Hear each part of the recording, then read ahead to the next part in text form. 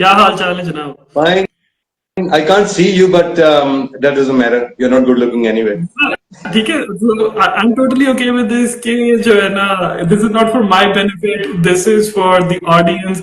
अब इतनी तगो दो के बाद मरियम कह रही है कि she can see us both, तो that's good enough for us. Well, fine, fine, fine. Then it's okay. जी।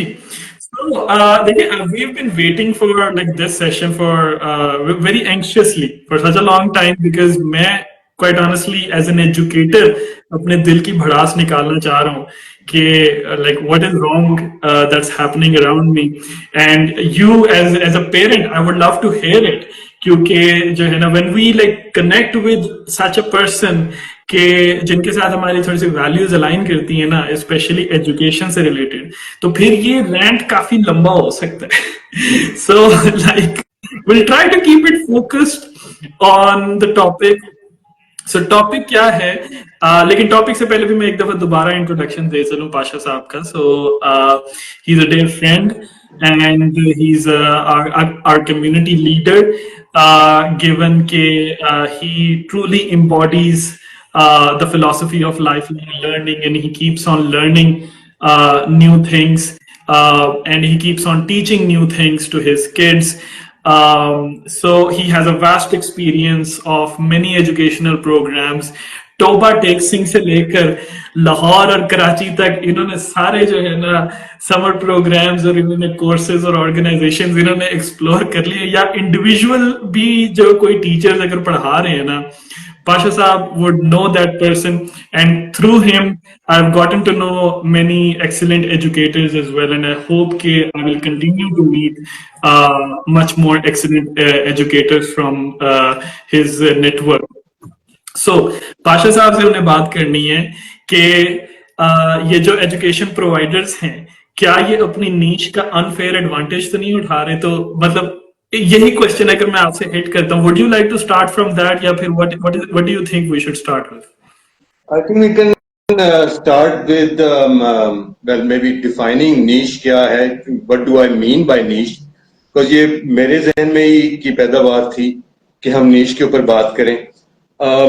मैंने over the course of enrolling my son in different courses, ये दो तीन होता ना, आपको कोई चीजें नजर आती हैं कि यार ओके मुझे ये कराना चाहिए, तो उसके थ्रू मुझे कुछ ये पता लगा कि there are some niche thing जो कि एजुकेशन प्रोवाइडर्स के पास हैं, जिससे हम एज पेरेंट्स अट्रैक्ट होते हैं और उनके पास जाते हैं.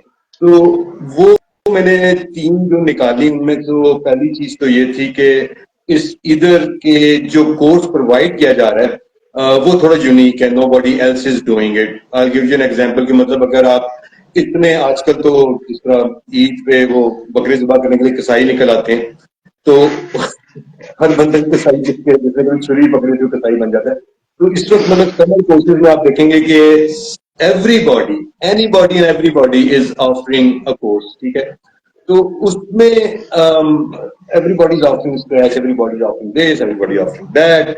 मगर कुछ इसमें ऐसे निश कोर्सेज हैं जो कि आप कहते हैं कि वो आपको अट्रैक्ट करते हैं. जिस तरह मतलब अभी रिसेंटली मुझे वो एक चेस का नजर आया कि जी चेस हम सिखाना शुरू कर रहे हैं, तो हर कोई नहीं कर रहा, तो दैट्स वन निश. ठीक है, फिर इस तरह और कई चीजें ऐसी आ जाती हैं, कोर्सेज आ जाते हैं जो कि हर कोई नहीं कर रहा होता. तो वो एक पहला नंबर जो आपका नीश का आता है वो कोर्सेज का, क्या you are offering something that nobody else or very few others are offering. Second जो मेरे हिसाब से नीश है वो है the course provider him or herself. कि जो कोर्स प्रोवाइडर है उसकी अपनी क्वालिफिकेशन या उसका अपना एक्सपीरियंस ऐसा है कि आप जो है कहते हैं कि नहीं यार मुझे ये कोर्स या करवाना ही है, तो वो एक क्वालिफिकेशन की या एक्सपीरियंस की नीश आ जाती है. फिर एक तीसरी नीश जो है वो है by virtue of the facility और the equipment that you have. ठीक है, कुछ ऐसे कोर्सेज हैं जिसमें आपको वाकई ऐसा इक्विपमेंट रिक्वायर्ड होता है और नॉट एवरीबॉडी हैज इट. तो किसी किसी के पास है, तो फिर आप कहते हैं जिस तरह मतलब I will give you an example, जिस तरह माइनक्राफ्ट का एजुकेशन एडिशन है. ठीक है, not everybody has it because it's not given to individual, it's given to organizations and schools. तो अगर वो कोई ऑफर कर रहे तो they have a niche. तो ये दो तीन नीच में. अब इसमें जिस बात पे मुझे थोड़ा सा वो या हम यहाँ पे बात करने लगे वो ये है कि us parents we are attracted to that niche and we enroll our kids depending on that niche being attracted to that niche मगर होता उसके बाद ये है कि जो niche provider है या education provider है they do not fulfill on their promise या वो इतने committed नहीं होते अब आपने एक चीज तो ऐसी आपने कह दिया कि हाँ जी हम ये करेंगे बड़ी आपने चीज बड़ी अच्छी आपने कही है आपके बाद जब हम एनरोल हो गए तो जो हमारी एक्सपेक्टेशंस हैं वो फिर मीट नहीं होती It's not with every education provider but lot of them और स्पेशली आजकल क्योंकि ईद का समा है समर कैंप्स लग रहे हैं तो अब majority of them everybody just thinking अच्छा यार ये भी कर रहे हैं ये भी कर रहे हैं चलो मैं भी कर देता हूँ तो उसमें उसके ऊपर हम बेसिकली गुफ्तगू करने लगे हैं Sure.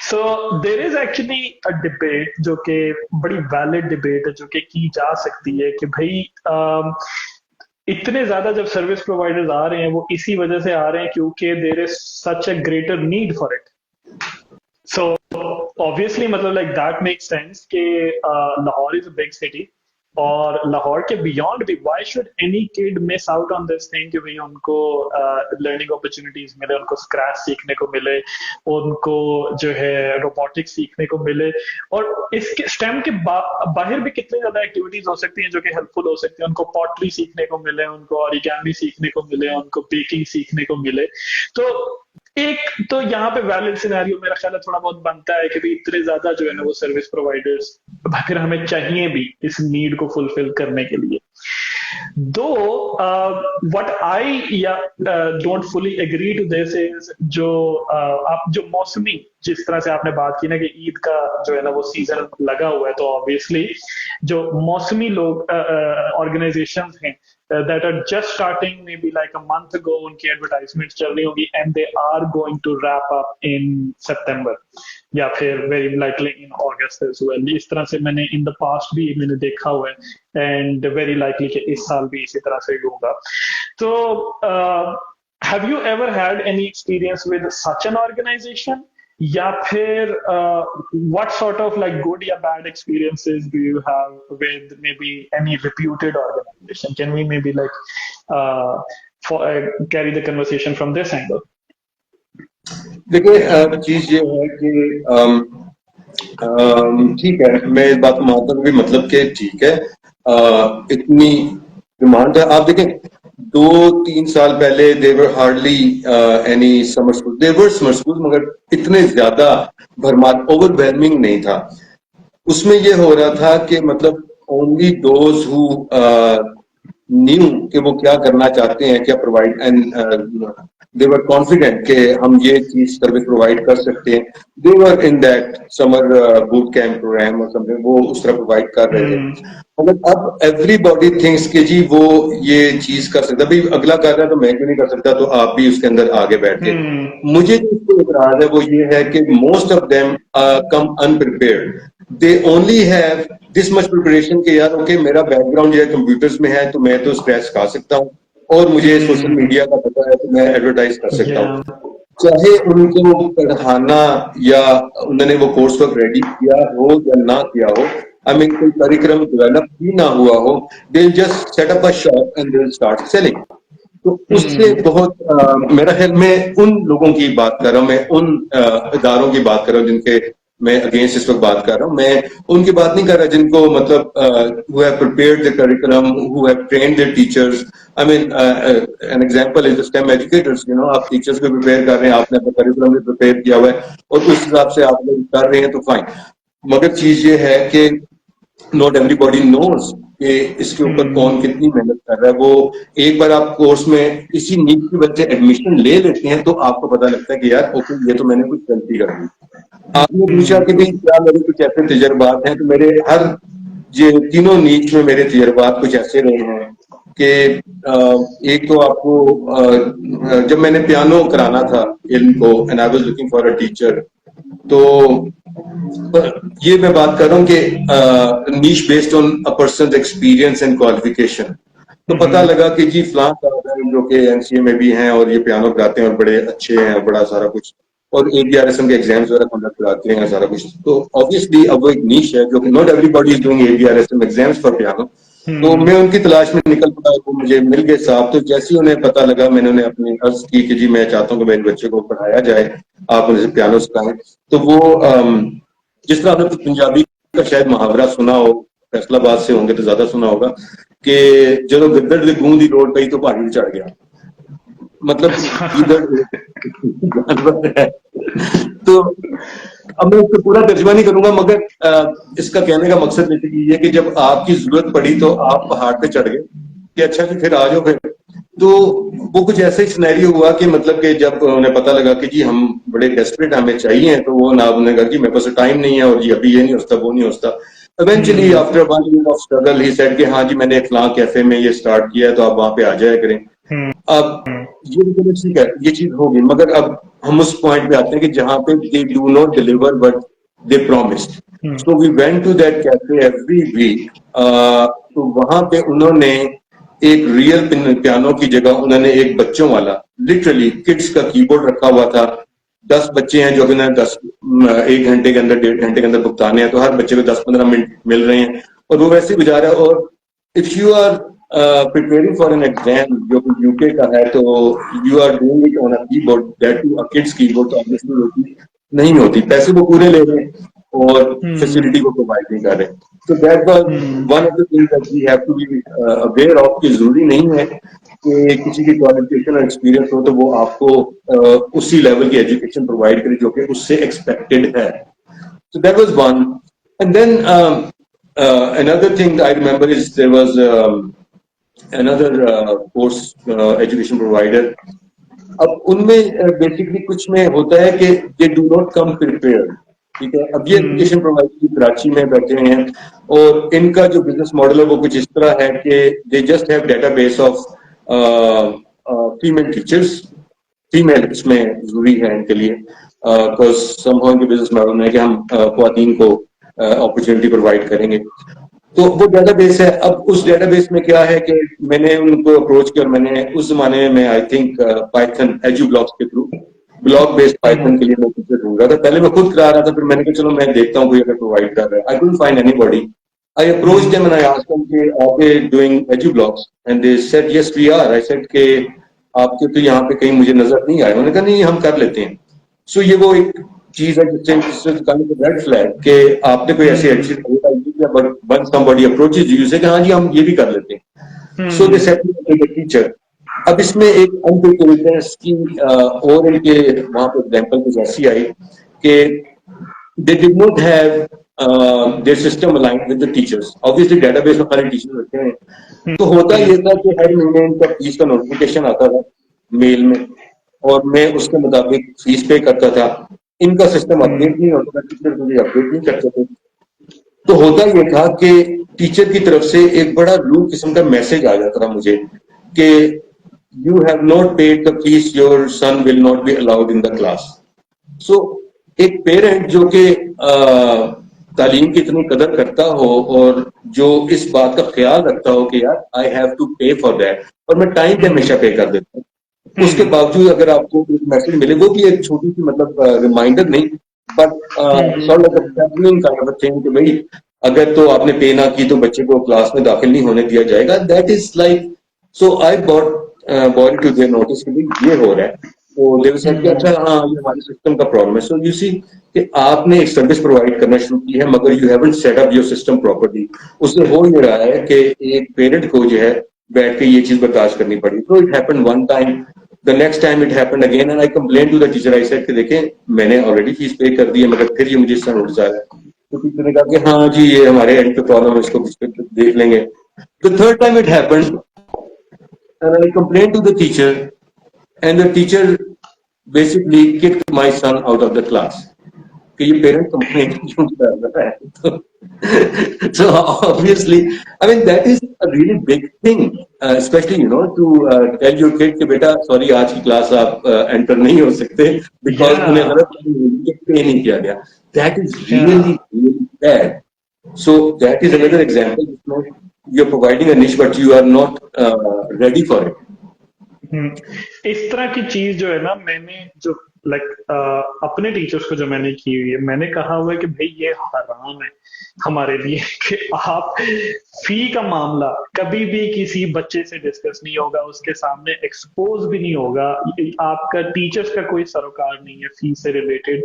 अगर एक स्टूडेंट क्लास के अंदर इन्वॉल्व है, you are gonna treat them as a student. आपका जो है ना इससे कोई लेना देना नहीं है कि भाई उसकी फी टाइम पे आई है या नहीं आई है। वो ऑर्गेनाइज एज एन ऑर्गेनाइजेशन, मतलब वो हमारी बैक एंड के ऊपर हमारी रिस्पॉन्सिबिलिटी है। There are quite a few other things as well जिसके ऊपर मैं उतना ज्यादा स्ट्रिक्ट नहीं हूं, बट हाँ ये वाली जो चीज है, I would actually kick out such a teacher from our organisation अगर उस टीचर ने कोई ऐसी हरकत की कि वो किसी स्टूडेंट को किक आउट करे from the class based on such a fee related. तो मिस्टेक भी आपके एंड पे है, आपके सिस्टम जो है वो सिंक्रोनाइज नहीं है, और फिर आप इस तरह करें। एंड तीसरा हम जब बात कर रहे थे, हम बात कर रहे थे कि जी आपकी निश ये है कि आपके पास ऐसा इक्विपमेंट है जो किसी के पास नहीं है। सो अनफॉर्चुनेटली ये भी मेरे साथ हो चुका है। हमने इल्म को रोबोटिक्स करानी थी, और उसके लिए जो रोबोटिक्स यूज होते हैं, रोबोटिक्स में वो EV3 है जो कि लेगो के माइंडसेट वो रोबोटिक्स हैं, वो they're pretty expensive, not everybody has it.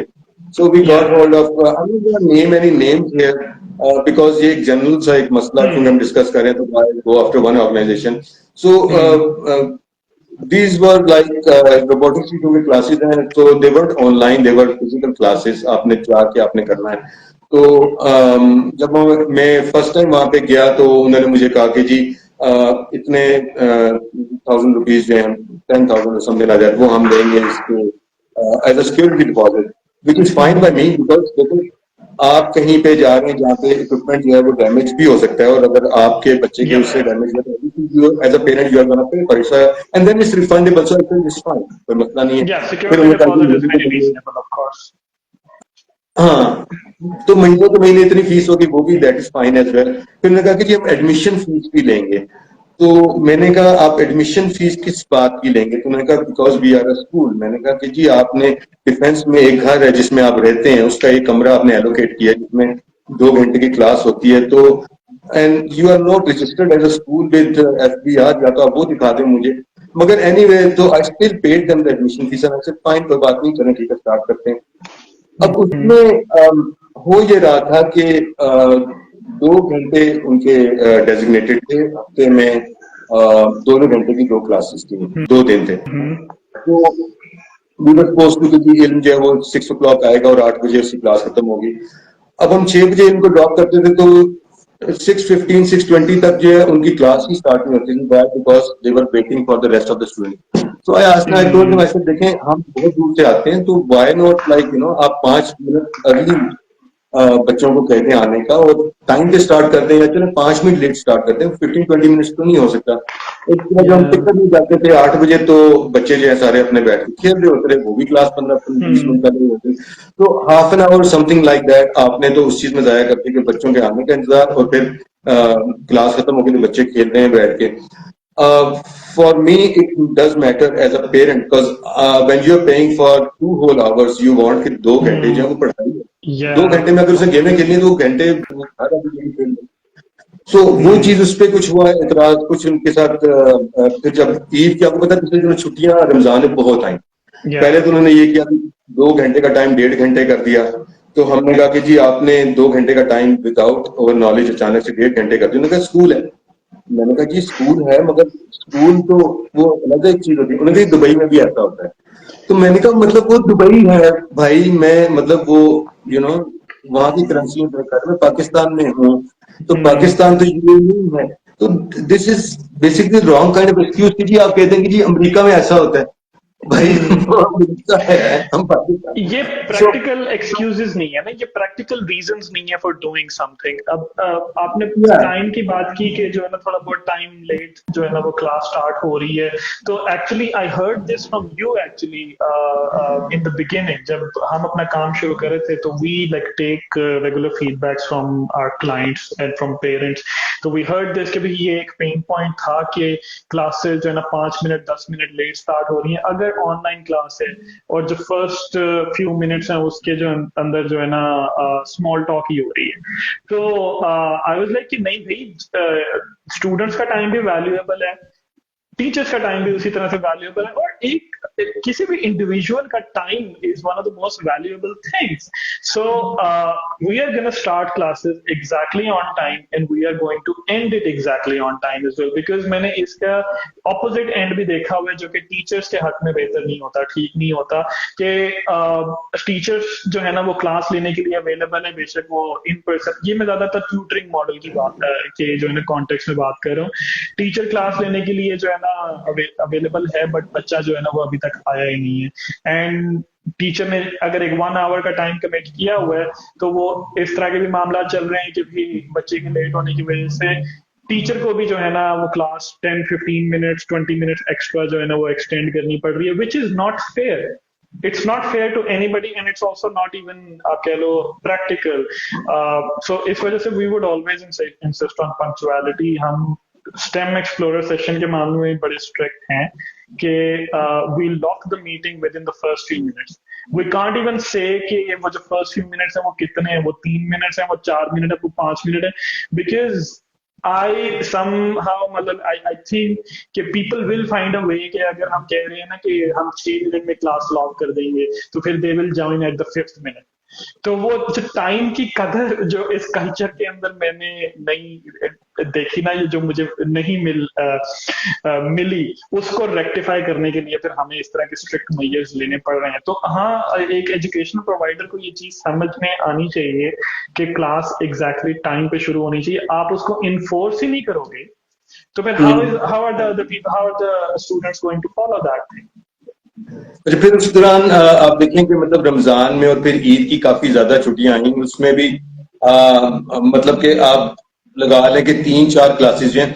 अब देखो स्टेम एजुकेटर्स में होता है कि मतलब कि कोई क्लास मिस होती है, किसी वजह से होती है, तो मतलब उसके बाद फिर उसकी क्लास दोबारा कर दी जाती है, और ठीक है एक हद तक मतलब उसको होना चाहिए। मगर यहाँ पे कुछ इनके साथ तजर्बा कुछ ऐसा हुआ कि जी जब ईद की छुट्टियां आई, फिर और छुट्टियां इधर उधर, पहले भी उससे कुछ छुट्टियां हो गई थी, तो they did not take those classes, उन्होंने उनको कवर नहीं किया, बल्कि उन्होंने फिर भी फुल फी चार्ज की। तो मैंने उनसे पूछा कि यार मतलब चले 1-2 क्लास की बात नहीं है, मतलब ये 3-4 क्लासेस ऐसी हैं बीच में, और आधा आधा घंटा आपने रमजान का भी निकाल दिया, तो मतलब ये तो काफी ज्यादा देखा जाए तो I am paying like 1500 to 2000 for a class, तो 4 क्लासेस तो मेरे तो मतलब 6-7 हज़ार रुपए बड़े आराम से लग जाते हैं। तो as a parent I did ask, I said कि मतलब कि ये चीज तो गलत है। फिर अगेन उनके पास सेम जी हम स्कूल हैं, लाइक ओके तो आप स्कूल है, तो मुझे वो एफडीआर का दिखा दो जहाँ पे लिखा हो कि हम स्कूल के टैक्स भी पे कर रहे हैं। यू एन ऑनलाइन आप हैं, या फिर आपने एक कमरे में अगर आपने खोला हुआ, you are not really school, you are just providing education. फिर ये हुआ कि सॉरी मैं कट कर रहा हूँ, बट लाइक जो एक्चुअल स्कूल्स हैं उनके साथ भी ये इशू है कि वो एनुअल फी जो है ना वो इस तरह की बिला वजह की डाली होती है, just for the sake of hiking up the final fee voucher. तो एक्चुअल स्कूल भी जब कोई अच्छा काम नहीं कर रहे, तो फिर आप जो है ना अपने काम को कैसे जस्टिफाई कर रहे हो बाय दिस एक्सक्यूज कि भाई हम तो स्कूल है। देखिए मेरा बेसिकली ये होता है कि देखिए as a parent I have some principles, और मेरी कोशिश होती है कि मैं उन प्रिंसिपल्स के ऊपर ही चलूं। जिस तरह अभी लास्ट टाइम ये एक चेस में मैं चाहता था कि इल्म जो है वो चेस उनके साथ करे, तो उन्होंने मुझे अपनी फीस बताई, I agree to that, and then they said कि इट्स ऑनलाइन चेस की क्लासेस, ग्रुप क्लासेस, एंड देखो हम 1000 रुपीज एडमिशन फीस चार्ज करेंगे। तो इट्स लाइक आई वाज के यार एडमिशन क्या, किस चीज में एडमिशन हो रहा है, ये नेट के अंदर मैं घुस रहा हूँ उसके एडमिशन फीस हो रही है, किस चीज की एडमिशन फीस 1000 रुपीज आप मुझे चाहते हैं। 1000 rupees is not a problem, and that's what I told them, I said 1000 rupees for me does not matter. आप उसको 5,000 या 6,000 मुझे कर देते, मैं आपको पढ़ाता, मगर जब आप कहते हैं जी 1,000 रुपए एडमिशन फीस दो, इस जो setting up a bad precedence. अगर बीइंग अ पेरेंट मैं आपको 1,000 रुपीज पे करता हूँ, तो आपकी दिक्कत है कि बाकी हर कोई जितना भी ऑनलाइन एजुकेशन प्रोवाइडर वो कहेंगे कि एडमिशन फीस भी दें, तो अब आप ये भी दें, तो अब आप वो भी दें। That does not Yeah. Make sense. And with robotics वाला जो था उनका, they had a competition in Islamabad, तो उसके लिए उन्होंने हर एक से हर पेरेंट से 15,000 रुपए भी लिए। और वहां जाके मुझे पता लगा कि anybody could just walk in the competition. ठीक है, अगर आपने सिर्फ देखना ही है, ऑब्जर्व भी करना है, तो the school was open Islamabad में, you could just walk in and you can observe the competition. तो आप उस 15,000 आपने वो दिए, फिर आपने आने जाने का रहने का सारा कुछ किया, तो और आपकी जो अपॉर्चुनिटी कॉस्ट है या जो डाउन टाइम जो आपने अपना काम यहाँ पे मिस करके आप इस्लामाबाद गए 2-3 दिन के लिए, तो आपके एज अ पेरेंट आपके वो सारे खर्चे तो हो रहे हैं। तो वहां जाके भी अब now this was this is one point that I would like to make. They won so many trophies and medals. ठीक है, why? Because the teachers themselves programmed everything. And जो बच्चे गए थे साथ, they were just like front show piece, जिनको दिखा रहे हैं कि हाँ जी ये बच्चा जो है ये अब ये वाली रोबोट चलाएगा, ये वाला रोबोटिक कार चलाएगा, समथिंग। पहले एक दिन जब प्रैक्टिस रन था उसमें हम बच्चों को छोड़ के गए, तो वो वापस आए, तो वो सारा दिन 5-6 घंटे जो है वो अपने बस बैठे लैपटॉप पे अपने टैब के ऊपर गेमिंग खेलते रहे, because the teachers were doing everything themselves. And the next day जब कंपटीशन वाला दिन था, तो बच्चे वर just like the front face for them. और जितनी भी प्रोग्रामिंग थी या जो भी सारा कुछ था वो टीचर्स ने किया था। I mean if you ask even I'll say, अगर आप पूछते कि बेटा इसके अंदर जो आर्डिनो की प्रोग्रामिंग है वो कैसे की है, तो ही वुडंट हैव अ क्लू। तो I basically when I came back, I was really angry on them. When I came back and I talked to them, I said कि देखिए मेरा बच्चा अगर खुद प्रोग्राम करके वो कंपटीशन में लास्ट भी आता, तो I would have been more proud. Yeah. आपसे प्रोग्राम करने से वो अगर फर्स्ट भी आया, तो इट्स नथिंग जो कि मैं बड़ा खुश हूँ उसके ऊपर।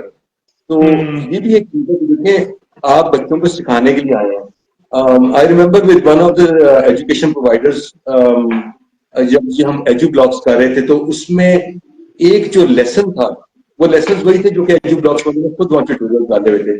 उसमें एक जो लेसन था उसमें शायद कुछ परसेंटेज निकालनी थी। All the kids were older than, was I think 6 years old something like that, बाकी सारे बच्चे उससे बड़े थे।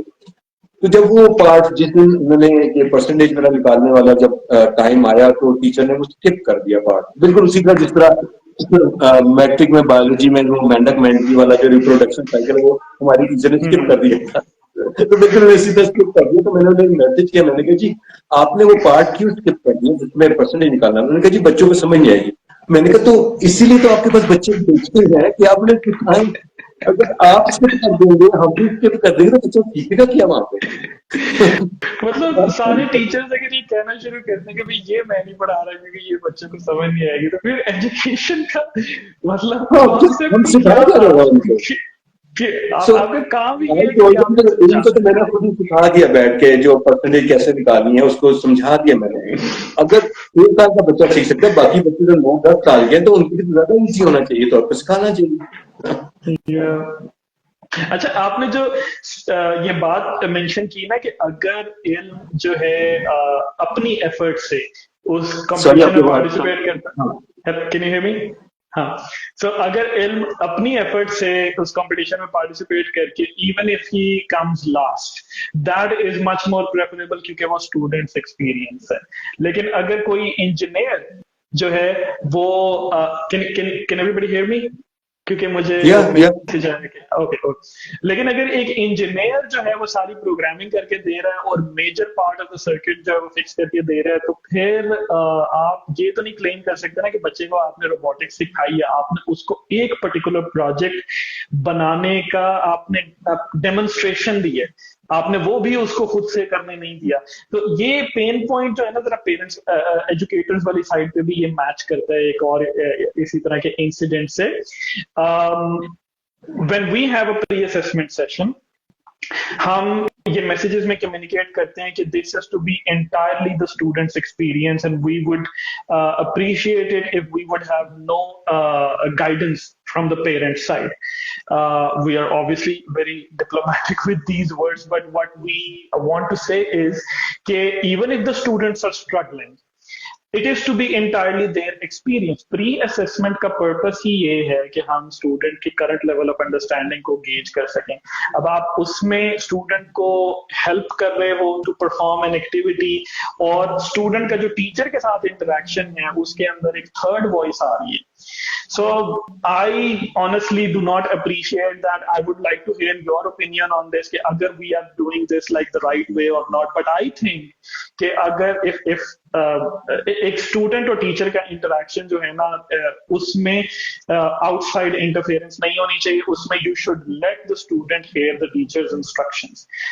वो too many chefs spoil the broth वाला मामला हो जाता है कि भाई आपको पेरेंट भी बता रहा है कि इस बटन को यहाँ पे प्रेस करो, this do this and that, जबकि वो करने की जरूरत नहीं है। हमने ऐसी इंस्ट्रक्शंस डिजाइन की हुई है कि we can help the students. I think we should be, मतलब like they should let us do our job, but I would like to hear your opinion कि is this the right way to do this और not? I'd like to say a quick hello to my brother who is actually watching this broadcast from Houston, and Mariam who's watching this broadcast from the other room. मेरे भी कुछ बड़ी बात है कि आप लोगों का ये ब्रॉडकास्ट ह्यूस्टन तक सुना जा रहा है। अमेरिका में लोग जो हैं वो इससे मुस्तफीद हो रहे हैं। वो हमने कहा था ना, Houston we have a problem, तो वो सॉल्व करने आ गए। हाँ, एग्जैक्टली। में हमने कहा था Houston we have a problem and now I am going eat one chocolate if you don't mind.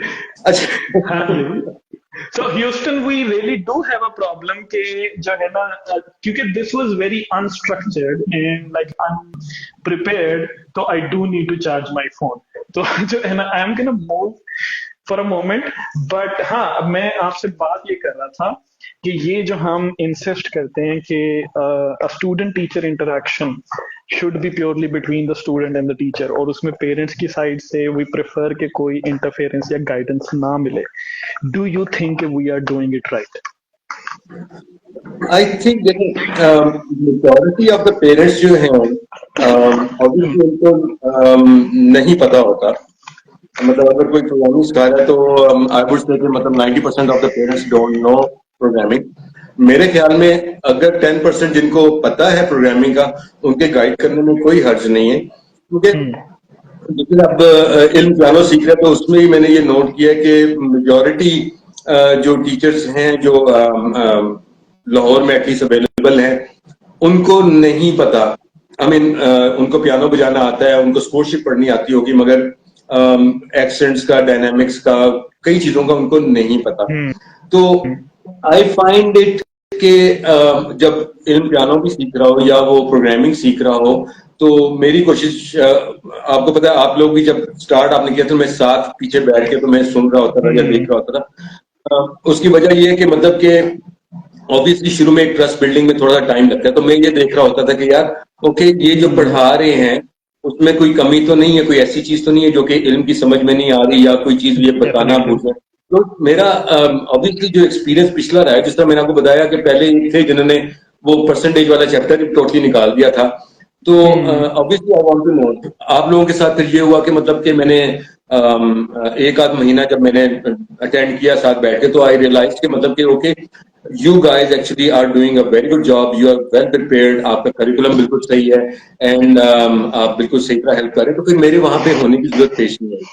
मगर फिर पियानो मुझे जरूरत पेश आती है, बिकॉज जितना अच्छे से अच्छा टीचर भी उसको भी कई चीजें नहीं पता होती, तो मुझे बताना पड़ती है उनको। और विद सम अदर कोर्सेज भी ऐसा है। तो मैं बाकी पेरेंट्स को वैसे ये कहूंगा, कभी एक खातून थी जो कि हमारे ही यहाँ पे व्हाट्सएप ग्रुप में से पेरेंट हैं, उन्होंने मुझे कहा कि जी मुझे code.org का कहा गया, मैंने तो बायोलॉजी पढ़ी है और मुझे कुछ समझ नहीं आ रही। तो मैंने उनको भी ये कहा, मैंने कहा देखो, जब आप बच्चों को code.org में कराएंगी ना, तो साथ बैठे, अब वो अगर बच्चे सीख सकते हैं तो आप भी साथ साथ सीख सकती हैं।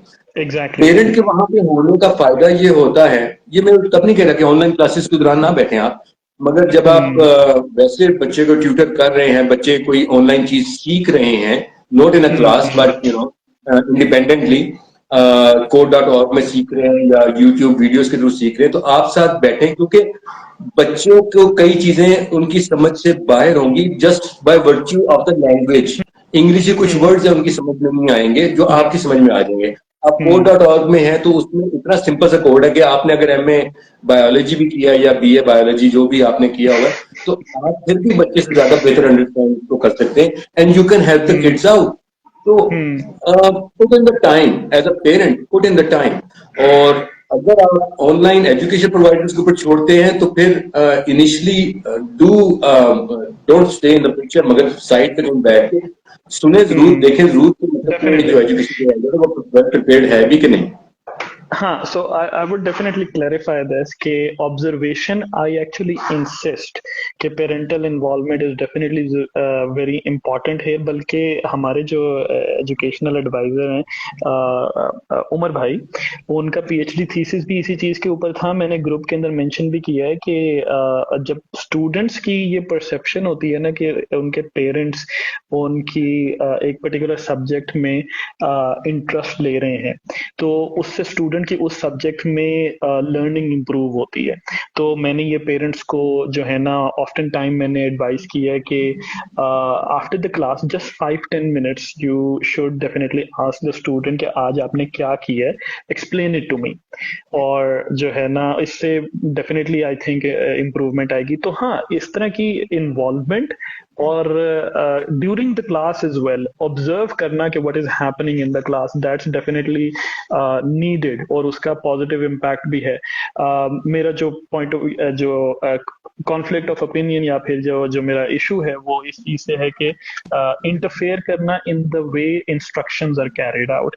बट हाँ, हम थोड़ा सा इसकी वजह से ना जरा टॉपिक से साइड ट्रैक हो रहे हैं। तो एक मरियम ने बड़ा इंपॉर्टेंट क्वेश्चन रेज किया है यहाँ पे कि समर कैंप्स की फीस इतनी ज्यादा क्यों इंक्रीज हो गई है। तो that's a very valid question. अच्छा, मैं अपने आप को डिफेंड जो है ना इस तरह से करूंगा कि हमारे समर प्रोग्राम की फीस अभी भी वही है जो कि लास्ट ईयर की थी। तो इवन दो एक साल के अंदर बहुत ज्यादा चेंज आ चुका हुआ है, मैं खुद भी अपने आप को डाउट कर रहा हूँ कि भाई ये फाइनेंशियली सस्टेनेबल होगा भी या नहीं होगा कि हमने फीस नहीं इंक्रीज की। लेकिन हाँ, आपने क्या क्या एक्सप्लोर किया है, और ये this is a valid question to ask कि समर प्रोग्राम्स की फीस इतनी ज्यादा क्यों हो गई है। बेसिकली वही चीज हो रही है ना कि देखो, जैसा मैंने आपको लास्ट टाइम कहा कि ऑनलाइन जो एक स्कूल है जो कि चेस सिखा रहा था, उन्होंने कहा कि एडमिशन फीस दें आप। तो अब बात वही प्रिंसिपल्स की आ गई कि अगर तो मैं दे दूंगा तो फिर अगले बंदा भी, अगले पेरेंट को भी देनी पड़ेगी, उससे अगले को भी देनी पड़ेगी। तो फिर क्या होगा कि बाकी जो सर्विस प्रोवाइडर्स हो गएंगे, यार ये एडमिशन फीस ले रहे हैं तो हम भी चार्ज करेंगे, हम भी चार्ज करेंगे। अब हो ये रहा है, क्यों फीस इतनी ज्यादा होगी है कि लोग देख रहे हैं कि यार कहाँ पे 5-6 हजार रुपए से एक चीज स्टार्ट हुई थी, अब कोई 20,000 30,000। तो जब आप एकदम से, आपको समर स्कूल में भी करता हूँ तो आप चारों तरफ देखते हैं अच्छा बाकी लोग क्या चार्ज कर रहे हैं, तो आपको पता लगता है यार कोई 30 चार्ज कर रहा है, कोई 25 चार्ज कर रहा है, तो आप कहते हैं मैं इतने चार्ज करूंगा बैठ के। आप ये नहीं देखते कि आप जो 25-30 चार्ज कर रहा है वो एक्चुअली किस चीज के चार्ज कर रहा है, उसका पीछे बैकग्राउंड कितना है, कितना एक्सपीरियंस उसके ऊपर है, कितने अरसे से वो ये एजुकेशन दे रहा है। और देखिए, in your case this time educators I can justify the cost. मैं इसलिए जस्टिफाई कर सकता हूँ बिकॉज आप लोग जो कह रहे हैं वो करिकुलम रेडी है, वो चीज प्रोवाइड भी कर रहे हैं। मुझे ये भी पता है कि आप लोग रिसर्च भी कर रहे हैं, मुझे ये भी पता है कि आपके पैसे टीचर्स के ऊपर लग रहे हैं जिनको ट्रेन भी किया जा रहा है। Yes, those cost accumulate. So if I want quality education, yes I am gonna pay that much and I won't have as a parent, मुझे कोई इसमें एतराज नहीं होगा। मगर जब समर स्कूल्स में वहां कोई फर्स्ट टाइम ही आ जाता है और कहता है कि जी मैं 30-35 हजार रुपए आपसे लूंगा बैठ के, भाई आप किस बात के लिए? मुझे अपने जो चेस वाले थे वो कहते थे कि हम 22 लेसन देंगे आपको और 3500 रुपीज पर क्लास घर पे आके करने के जो आपको करेंगे, that let's like about 75-80,000 rupees. तो 75-80 हजार रुपए। तो मैं ना ऑनेस्टली इतना ओवरवेलम हो गया with the amount of education providers जो कि हर वक्त मेरे फेसबुक पे या मेरे इंस्टा पे हर वक्त कोई ना कोई आ रहा होता है, ये भी करना, ये भी करना, ये भी। मैं इतना ओवरवेलम हो गया कि इस बार मैंने अपनी बेगम से भी कहती, मैंने कहा जी इस बार हम किसी समर स्कूल को ज्वाइन नहीं कर रहे, इस बार मैं खुद टाइम निकाल के मैं खुद सिखाऊंगा। तो मैंने चीजें रखी, क्योंकि चेस जो है वो हमने chess.com है एक साइट, वहां पे सारे लेसन मौजूद हैं। बस करना मैंने ये है कि मैं मॉनिटर उसको कर रहा हूँ, इल्म को वो सीख रहा है रोजाना के हिसाब से, मुझसे मैं भी साथ सीखता हूँ। और फिर मैं उसके हिसाब से क्वेश्चन पूछ लेता हूँ कि भाई ओके आज क्या किया, अच्छा इसमें फाइल किसे कहते हैं, रैंक किसे कहते हैं, हैश का क्या मतलब है, तो वो सारी मूव्स वगैरह साथ में I sort like you know show some interest. I show some interest because उसको पता होता है कि भाई ओके मेरा बाप भी साथ साथ कर रहा है तो उसको पता होगा कि मैं क्या कर रहा हूँ. तो similarly with Yeah. Piano I take the time कि मैं उसके साथ बैठ के करूँ और उसको मैं चीजें सिखाऊं. अब मैंने एस्ट्रोनॉमी जो है आपको पता है कि पहले एक इक्का दुक्का कोई करा रहा था, अब इस वक्त 5-6 हैं Yeah. Including lumps. लम्स में भी एस्ट्रोनॉमी का हो रहा है. अब लम्स इज अनदर नीश. देखिए नाम की वजह से नीश है ना, तो आप वहां पे जाते हैं. Yeah. I heard through somebody के मतलब के some of the people who enrolled the kids there, they weren't entirely satisfied because जो एक्सपेक्ट कर रहे थे उस तरह उतना हमने एजुकेट या उस लेवल की एजुकेशन नहीं थी. तो अब मैंने एस्ट्रोनॉमी का भी मैंने ये अगर यहाँ पे if I can get this या तो ये 6-7 हजार रुपए का नुस्खा है. ये बुक है पूरी एस्ट्रोनॉमी की जो कि मैंने इनको दिखाई है. So I am gonna go through this book myself. We have a telescope, तो I am gonna tell him how to set it up myself. किस तरह I am gonna learn it myself. मैं YouTube videos देख रहा हूँ telescope set करने का, 2 star alignment, 3 star alignment मैं खुद करूंगा, मैं खुद उसको बताऊंगा. क्योंकि जो एस्ट्रोनॉमी ऑनलाइन प्रोवाइडर्स हैं वो टेलीस्कोप के थ्रू तो करा ही नहीं सकते आपको, बिकॉज ये ऑनलाइन है. वो कैसे कराएंगे? ठीक है, तो वो आपको जो चीजें बताएंगे वो ऑलरेडी उनको पता है, वो यूट्यूब में भी अवेलेबल है. टेलीस्कोप सेट करना चाहिए, उसके लिए फिजिकल प्रेजेंस जरूरी है और nobody is doing that. आपको टेलीस्कोप अगर फिजिकल प्रेजेंस भी है तो वो ये टेलीस्कोप में आपको चांद तारे तो दिखा देंगे, मगर nobody is actually gonna tell you कि ओके इसकी नॉर्थ स्टार के पोलर के साथ अलाइनमेंट कैसे करनी है, लैटिट्यूड किस तरह मालूम करना है लाहौर का, उसके हिसाब से कितने डिग्रीज पे वो आएगा. तो ये चीजें कोई आपको सिखा नहीं रहा. ये चीजें फिर एज अ पेरेंट जब आप ये समझते हैं कि यार ये चीजें मैंने अपने बच्चे को सिखानी है, तो then you educate yourself first so that you can educate your child. This is what I'm doing. हाँ, सो इस पे हमने एक्चुअली पिछली एक कन्वर्सेशन में बात की भी थी जब हमने टॉपिक डिसाइड किया था कि finding the right course for your kid. तो उसके अंदर स्टूडेंट इंटरेस्ट से उसको ड्राइव करके फिर ऑब्वियसली पेरेंट को अपनी रिसर्च करनी है, अपने आप को अवेयर करना है कि इस सब्जेक्ट में है क्या, and that's how I mean it's can help the student. तो हाँ, इसको भी जो है ना, ये भी कन्वर्सेशन जो है ना उस तरफ भी जा सकती है, but like Mariam has raised an important point कि parents should definitely speak up against the registration fee, which is totally absurd in her opinion and in my opinion as well. अब कहीं पे जो है ना एक प्रैक्टिकल रीजन इसकी जरूर जो है ना एक वैलिड आती है जब लेट्स से एडमिशन फी में या रजिस्ट्रेशन फी में ना कोई इस तरह की फैसिलिटी है जहाँ पे एक्सेस कार्ड आपका प्रिपेयर होना है, आपके लैनियर्ड प्रिपेयर होना है, कुछ आपके जो है ना ऐसा इक्विपमेंट प्रिपेयर होना है जो कि बच्चे के साथ जाएगा, उस कोर्स का पार्ट है. तो अगर इस तरह का कुछ रिक्वायरमेंट है या फिर कोई इवन अगर नॉन टेंजिबल रिक्वायरमेंट भी है, कोई एक प्रोसेसिंग फीस है, कोई ऐसा आपने रिसोर्स पर्सन जो है ना साथ रखा हुआ है जो कि उसको प्रोसेस करने में फैसिलिटेट कर रहा है, तो वहां पे उसकी सेंस बनती भी है. But admission fee just for the sake of but अच्छा, so admission fee just for the sake of the admission fee, that is absurd. अभी can you hear me? Hello, are we still connected?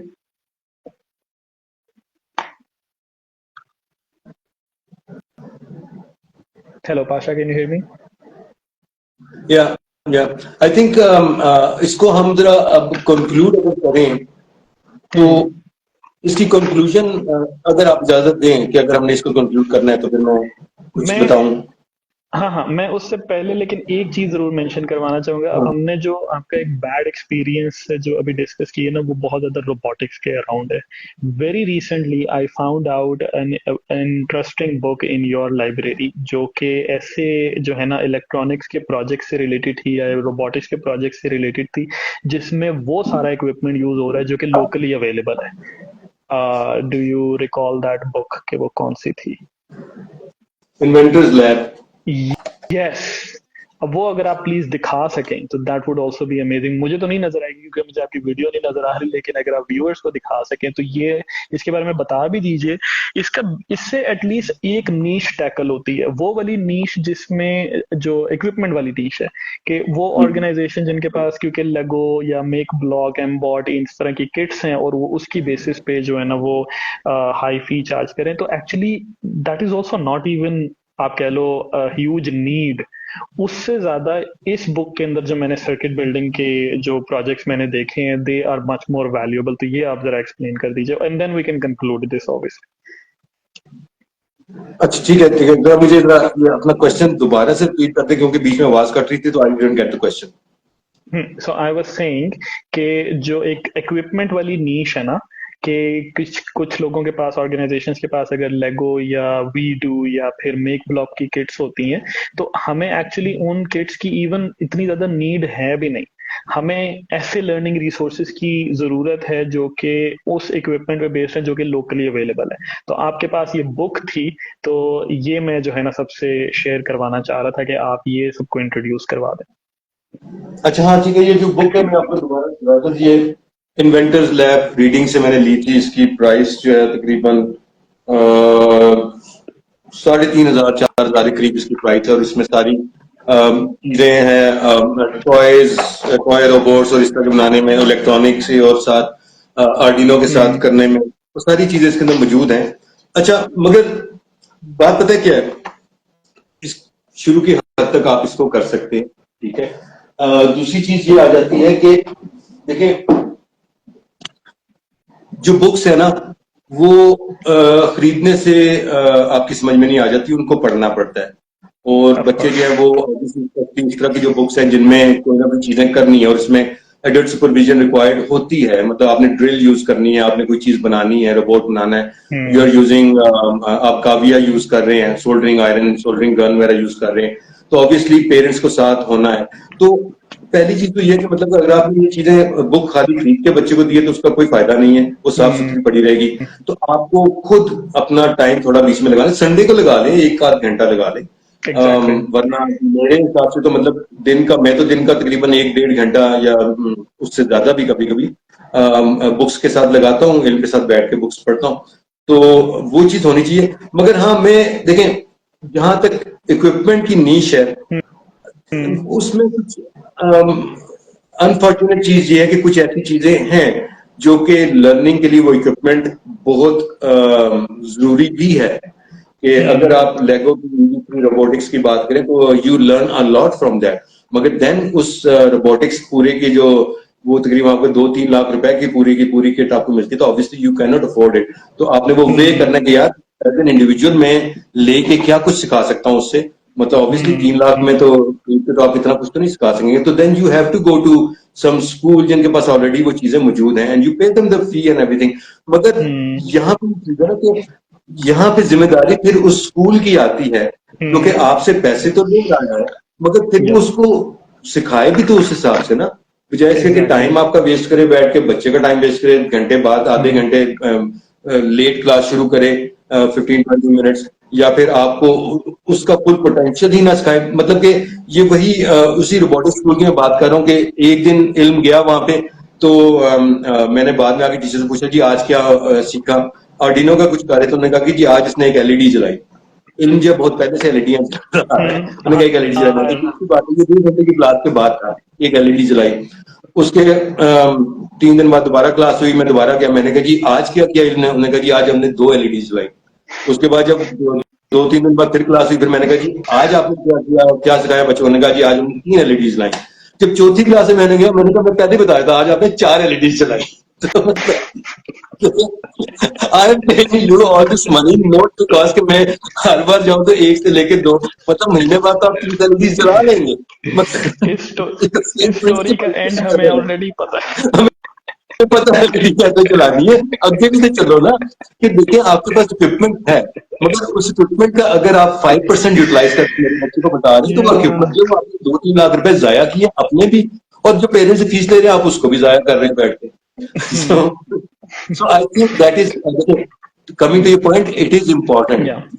ये जो इस तरह की चीजें हैं, लेगो की जिस तरह ब्लॉक्स आ रहे हैं, वीडियो जिस तरह आ रहा है, they are important learning because or unfortunately you cannot afford it. So organizations who can afford it, who are offering it commercially, वो इसको पढ़ा रहे हैं आगे, मगर उनके एंड पे ये रिक्वायर्ड है कि यार अपना स्टैंडर्ड तो कुछ करो ना, कुछ क्वालिटी तो दो ना एजुकेशन की, कि बजाय इसके कि सिर्फ जी हमारे पास चूंकि ये नीश है, हमारे पास इक्विपमेंट है, तो जी हम जो मर्जी चार्ज कर लें, आगे पढ़ाएं हम आपको यही कि 1 एलईडी कैसे जलानी है, 2 एलईडी कैसे जलानी है। तो anyway So now can we conclude this? Because I think 1 घंटे से लोग हमें Of course. तंग आ गए। अच्छा देखें, Yeah.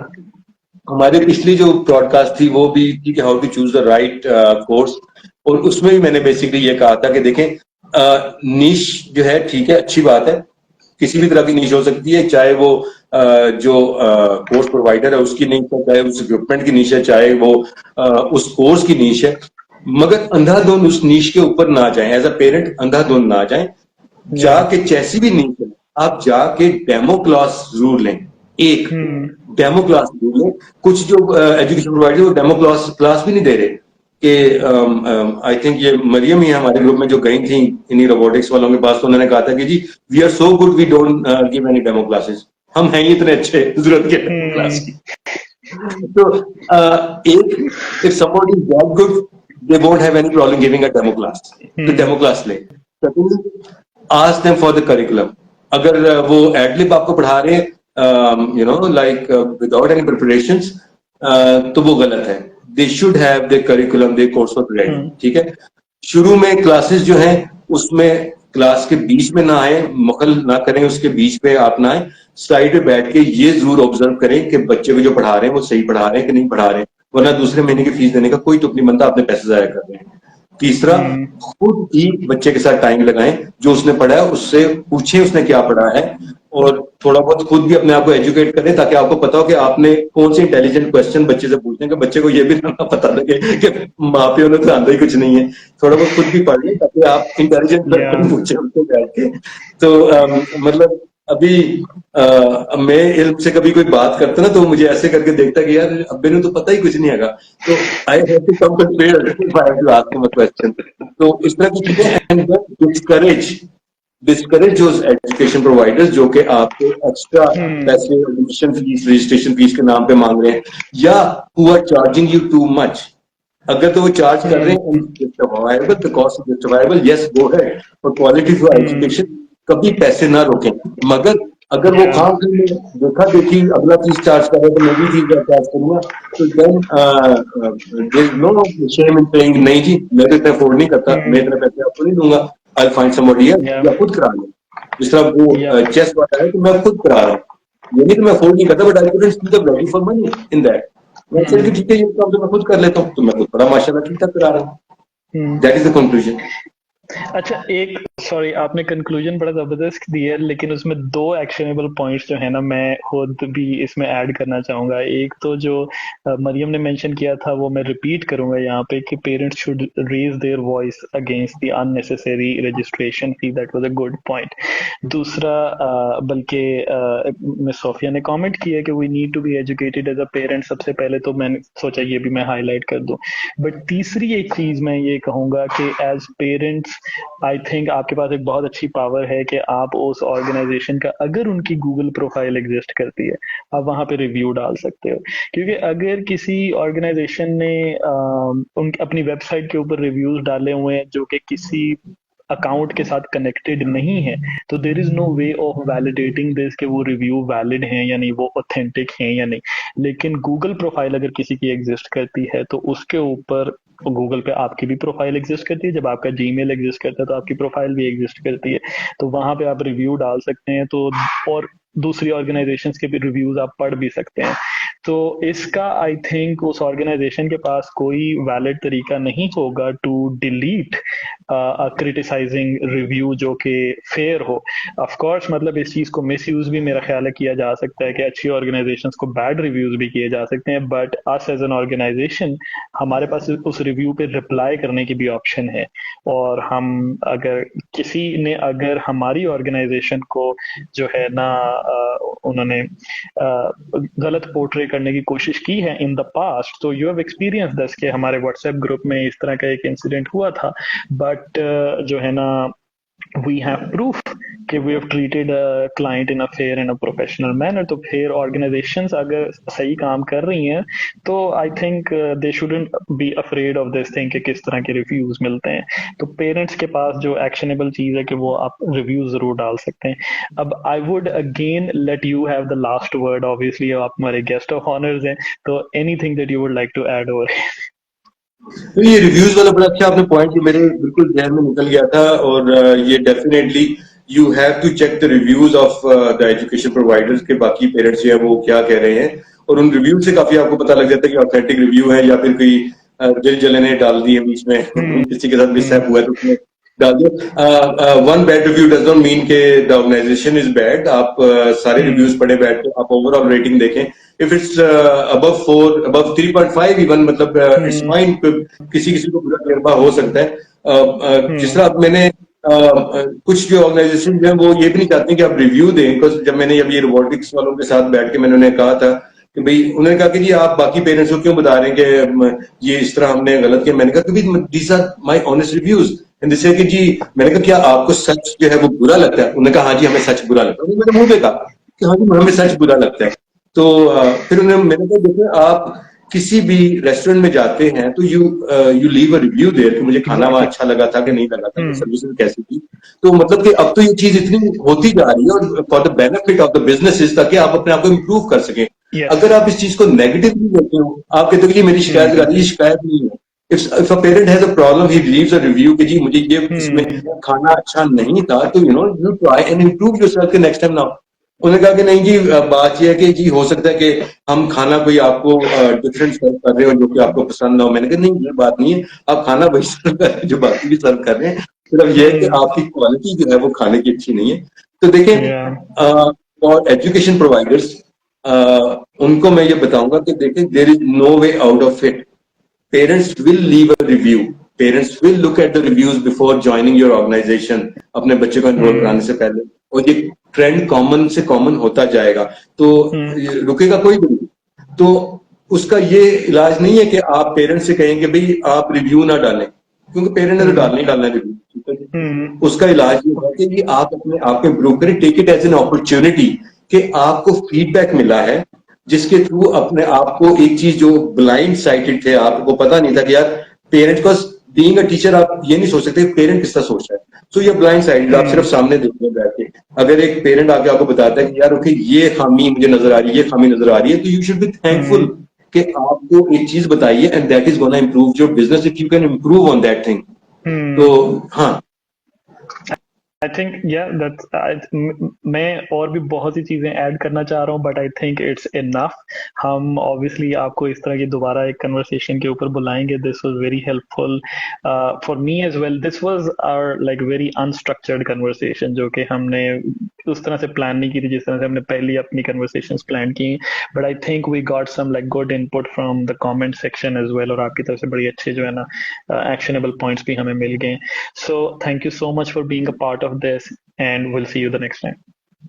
thank you so much, thank you everybody for listening, joining in, and we'll see you next time. I hope कि हमने सबको बोर नहीं किया and you got some good points out of it. Yeah. Allah Hafiz. All right. See you everybody. Allah Hafiz.